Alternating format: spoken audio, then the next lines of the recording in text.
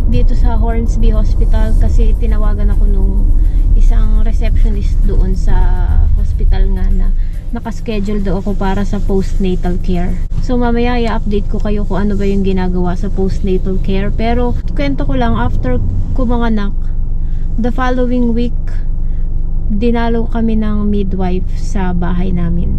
2 beses kaming dinalaw ng midwife. Ang ginagawa nila, chinecheck yung weight ni baby, chinecheck si baby tsaka ako kung paano kami nagko-cope sa bahay.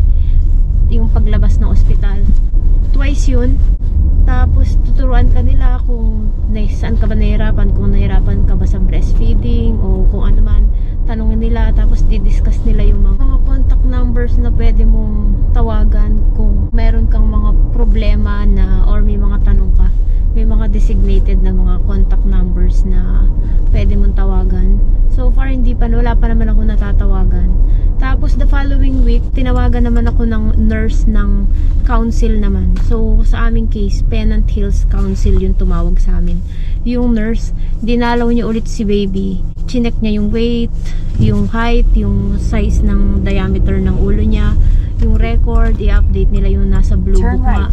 Twice na silang dumalaw sa aming bahay. Chinecheck naman nila ay kung okay ba yung feeding na ginagawa ko kay baby. Ibig sabihin, kung bumigat ba si baby from pinanganak siya at saka hanggang nung time na bubisita yung nurse. So yung mga midwife na yun, yung nurse, meron silang centralized na information. Alam nila lahat ng information ni baby, yung weight niya, iisa. So yun yung mga naging update sa aming after namin manganak. Dito na ulit kami sa ospital just in case na miss ninyo yung view. Nung araw na umalis kami, nung na-discharge na kami dito sa ospital, na-feel ko na ay salamat, tapos na rin kaming pumunta-punta dito sa ospital. Pero ngayon babalik pala kami kasi meron palang postnatal care. Bukod pala sa nurse, sa midwife na pumunta sa amin, naka-schedule din ako na yung mga information ko, merong pag kunwari na discharge na kayo sa ospital, merong doctor's summary na ibibigay. Yun, ifo-forward din yun sa GP, sa general practitioner nyo, kung sino yung kinakausap nyo nung bago kayo i-turn over sa ospital, yung mga first trimester nyo. Right. Babalik kayo dun kasi sila yung magpa-follow up ng mga kailangan nyong gawin. Kung nung kailangan nyo pang gawin, kunwari kung may iniinom ba kayong gamot, siya yung mag-check. Kung may sugat ba kayo or cesarean, siya din yung mag-check ng sugat mo.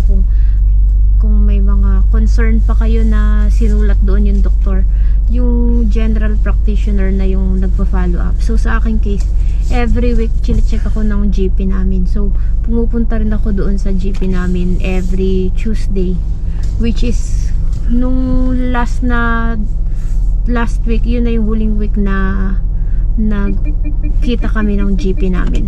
So nandito na tayo sa ospital. Update ko kayo kung anong nangyayari kapag postnatal care. Ayan, paalis na kami dito sa Hornsby Hospital. Ako lang yata nagsasalita. Ito na yung huling araw ng pagpunta namin dito sa ospital. At least doon sa antenatal care, 'di ba? Kasi wala na akong next na appointment dahil na-clear na yung mga kailangan ko i-check dito sa postnatal check-up nga. Ayan, paalis na kami dito sa Hornsby Hospital.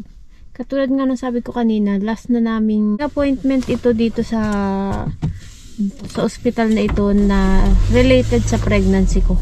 Chinek nila yung sugat. Di ko alam kung nabanggit ko sa previous na vlog ko na cesarean ako. Chinek nila yung sugat ko. Chinek nila yung blood pressure. Ano pa ba yung chinek nila? Tinanong ko yung, siguro baka papansin nyo sa vlog ko na from mga nakaraang vlog na yun nga, syempre buntis ka. Ngayon na nanganak na ako, pumayat ako.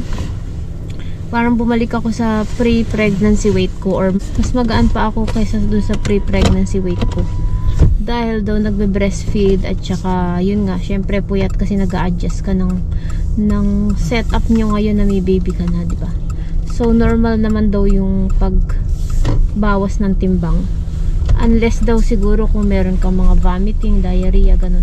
yun daw yung nakaka-alarma. Pero sa akin naman walang ganun, kaya okay, normal daw yung pagkabawas ng timbang dahil nga nagbe-breastfeed. Tapos yung kunwari may mga future plans ka na magkaanak ulit, i-monitor na raw nila closely ako, since yun nga, nabanggit ko rin sa previous na vlog ko na nagkaroon ako ng gestational diabetes nung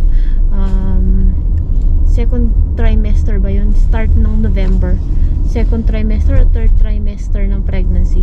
So, kung sakali raw na mag-pregnant ulit ako, i-monitor na nila ako ng mas maaga at closely para maiwasan yung mga nangyari sa akin itong unang pregnancy ko. So, overall, okay naman. Na-clear ko na lahat. Chinek kasi nila yung kidney ko, yung liver, yung ganun. Lahat ay okay. Clear naman lahat. Ang galing nga eh, kasi inaalam talaga nila yung cause. Chinecheck talaga nila lahat ng kailangang i-check, no?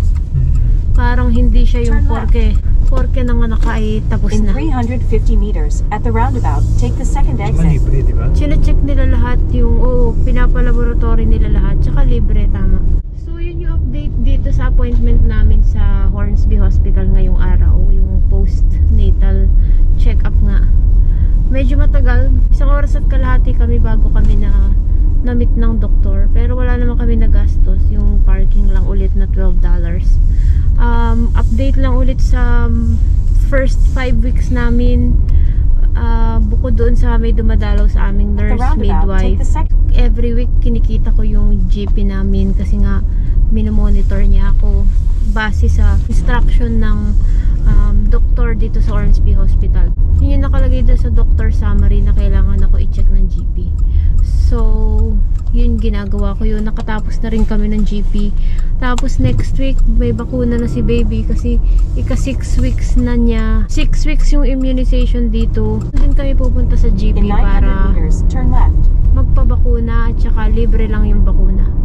Aside from sa mga appointment na yun, ang mga pinagkabisihan namin ng first 5 weeks ay mga paperworks, no? Kasi kailangan mong i-apply ng birth certificate si baby. Nag-apply kami nung sa Centerlink kung meron kaming makukuha na assistance. Assistance ba tawag dun? Or Family assistance. Oo, family assistance. Yun, in-apply namin yun. Yun yung mga pinagkabisihan namin nung first 5 weeks namin. After namin mga anak.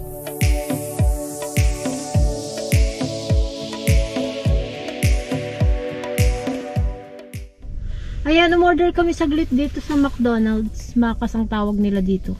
Para may merienda kami pag uwi sa bahay. Naalala ko pala, update lang. Yung sa gestational diabetes ko nga, okay na. Clear na siya. Nung palang huling check-up ko dun sa endocrinologist. Tinanong ko na yung endocrinologist kung anong gagawin ko after ko manganak. Kung magtitest pa rin ba ako, magtuturok pa rin ba ako ng insulin. Sabi nung doktor, wala na.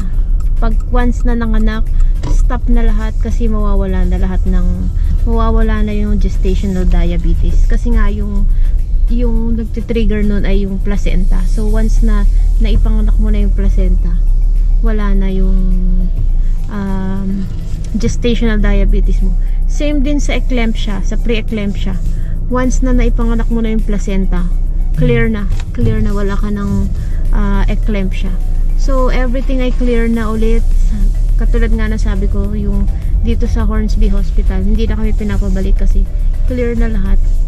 Salamat ulit sa mga nag-congratulate sa amin. Nag-message na natuwa sila na nagka-baby nga kami, pregnant nga kami.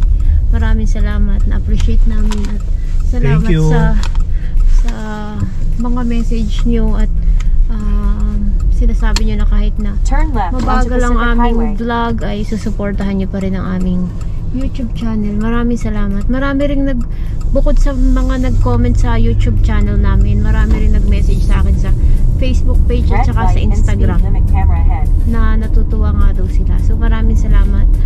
So yun lang yung update. Maraming salamat ulit. Mag-ingat kayo palagi. Stay safe and God bless you. Maraming salamat po. Hanggang sa muli. Bye-bye. Bye-bye.